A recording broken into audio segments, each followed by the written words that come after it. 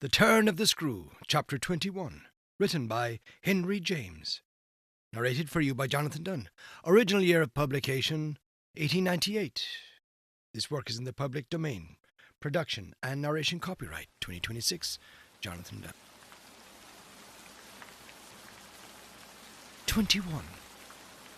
Before a new day in my room had fully broken, my eyes opened to Mrs. Gross, who had come to my bedside with worse news. Flora was so markedly feverish that an illness was perhaps at hand. She had passed a night of extreme unrest, agitated all by fears that had for their subject not in the least her former, but wholly her present governess. It was not against the possible re-entrance of Miss Jessel on the scene that she protested. It was conspicuously and passionately against mine. I was promptly on my feet, of course, and with an immense deal to ask, the more that my friend had discernibly now girded her loins to meet me once more. This I felt as soon as I had put to her the question of her sense of the child's sincerity, as against my own. She persists in denying to you that she saw or has ever seen anything? My visitor's trouble, truly, was great.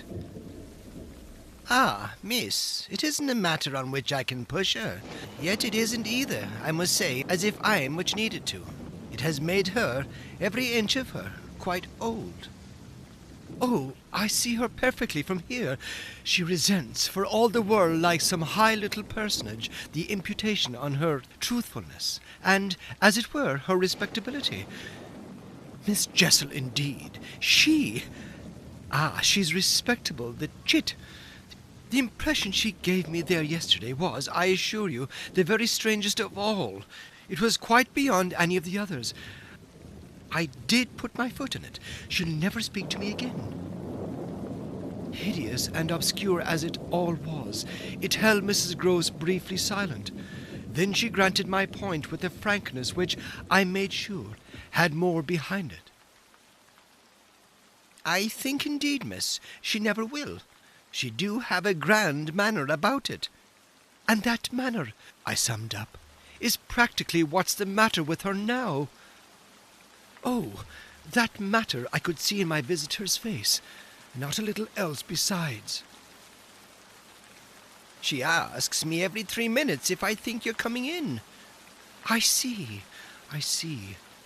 I, too, on my side, had so much more than worked it out. Has she said to you since yesterday, except to repudiate her familiarity with anything so dreadful, a single other word about Miss Jessel? Not one, miss. And of course you know, my friend added, I took it from her, by the lake, that just then and there at least there was nobody.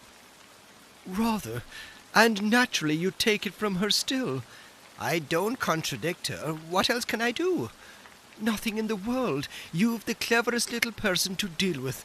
They've made them, their two friends, I mean, still cleverer even than nature did, for it was wondrous material to play on. Flora has now her grievance, and she'll work it to the end. Oh, yes, miss. Yes, miss. But to what end? Why, that of dealing with me to her uncle. She'll make me out to him the lowest creature. I winced at the fair show of the scene in Mrs. Gross's face. She looked for a minute as if she sharply saw them together. And him who thinks so well of you. He has an odd way. It comes over me now. I laughed. Of proving it. But that doesn't matter. What Flora wants, of course, is to get rid of me. My companion bravely concurred. Never again, too, so much as look at you. So that what you've come to me now for, I asked, is to speed me on my way? Before she had time to reply, however, I had her in check. I've a better idea. The result of my reflections. My going would seem the right thing, and on Sunday I was terribly near it. Yet that won't do. It's you who must go. You must take Flora. My visitor at this did speculate. But where in the world? Away from here, away from them, away, even most of all now, from me, straight to her uncle. Only to tell on you? No, not only to leave me in addition with my remedy. She was still vague. And what is your remedy? Your loyalty to begin with, and then Miles's. She looked at me hard. Do you think he Won't, if he has the chance, turn on me? Yes, I venture still to think it. At all events, I want to try. Get off with his sister as soon as possible and leave me with him alone. I was amazed myself at the spirit I had still in reserve, and therefore perhaps a trifle the more disconcerted at the way in which, in spite of this fine example of it, she hesitated. There's only one thing, of course, I went on. They mustn't, before she goes, see each other for 3 seconds. Then it came over me that, in spite of Flora's presumable sequestration, from the instant of her return from the pool, it might already be too late. Do you mean, I anxiously asked, that they have met? At this she quite flushed. Ah, miss, I'm not such a fool as that. If I've been obliged to leave her 3 or 4 times, it has been each time with one of the maids, and at present, though she's alone, she's locked in, safe. And yet... There were too many things. And yet what? Well, are you so sure of the little gentleman?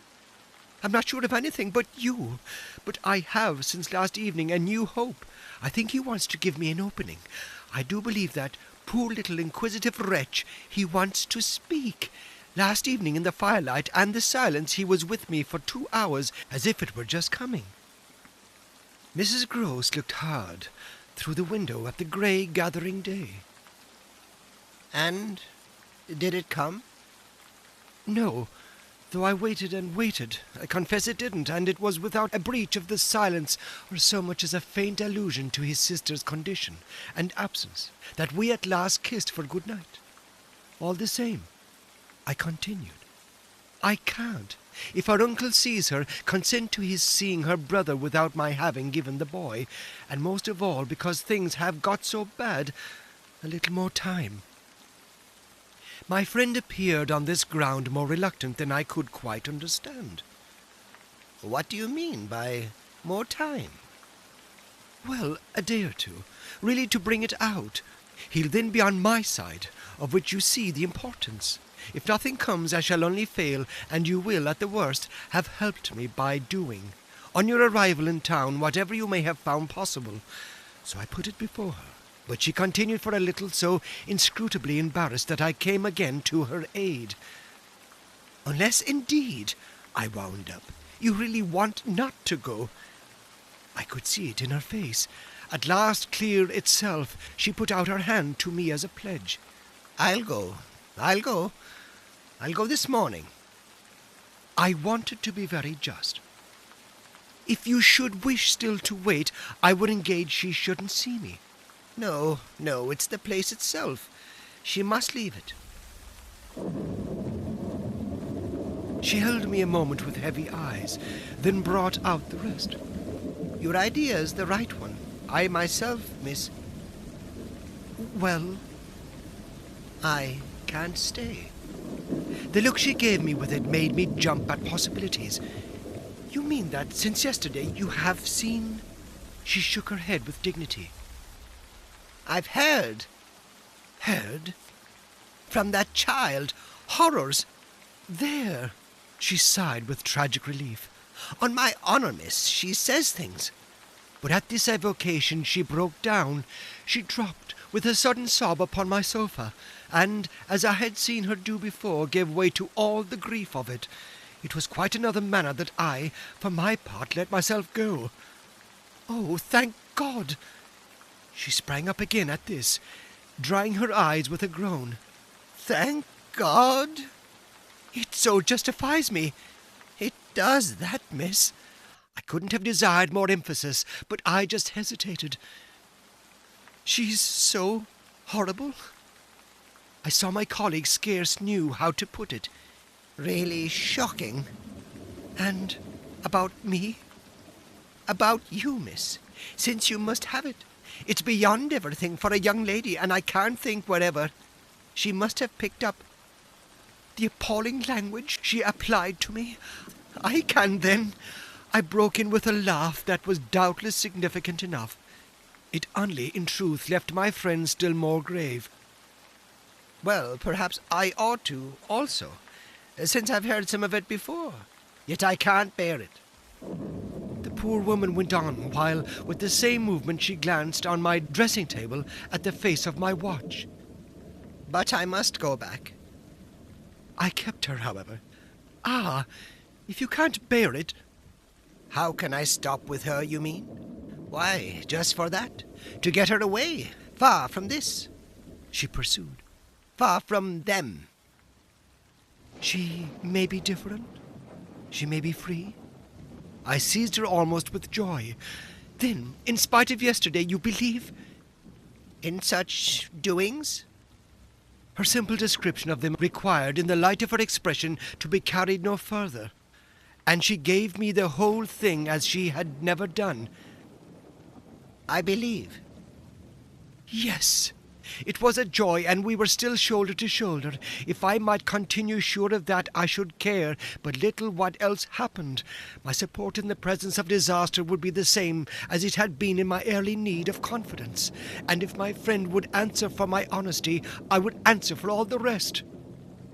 On the point of taking leave of her, nonetheless, I was to some extent embarrassed. There's one thing, of course, it occurs to me to remember. My letter, giving the alarm, will have reached town before you. I now perceived still more how she had been beating about the bush, and how weary at last it had made her. Your letter won't have got there. Your letter never went. What then became of it? Goodness knows. Master Miles. Do you mean he took it?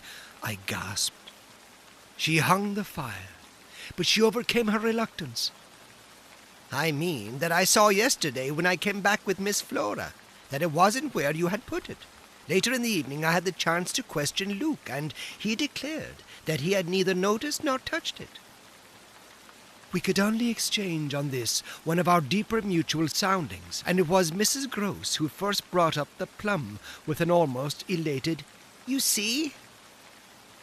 Yes, I see that if Miles took it instead, he probably will have read it and destroyed it. And don't you see anything else? I faced her for a moment with a sad smile.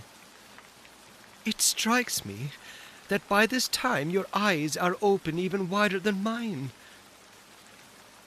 They proved to be so indeed, but she could still blush, almost, to show it.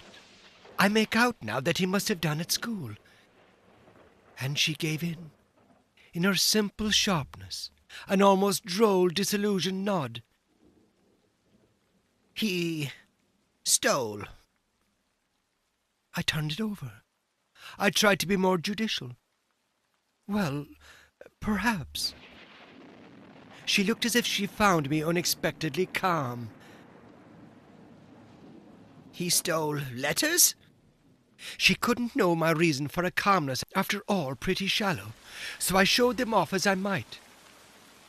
I might then, it was so more purpose, than in this case, the note, at any rate, that I gave on the table yesterday, I pursued, will have given him so scant an advantage, for it contained only the bare demand for an interview, that he is already much ashamed of having gone so far for so little, and that what he had on his mind last evening was precisely the need of confession. I seemed to myself, for the instant, to have mastered it, to see it all. Leave us alone. Leave us. Leave us. I was already at the door, hurrying her off. I'll get it out of him. He'll meet me. He'll confess.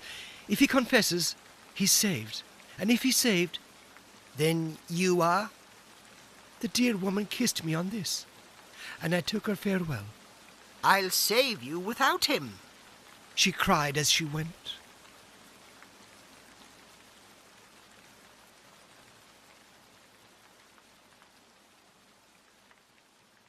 The Turn of the Screw, Chapter 21, written by Henry James. Narrated for you by Jonathan Dunne. Original year of publication, 1898. This work is in the public domain. Production and narration copyright 2026, Jonathan Dunne.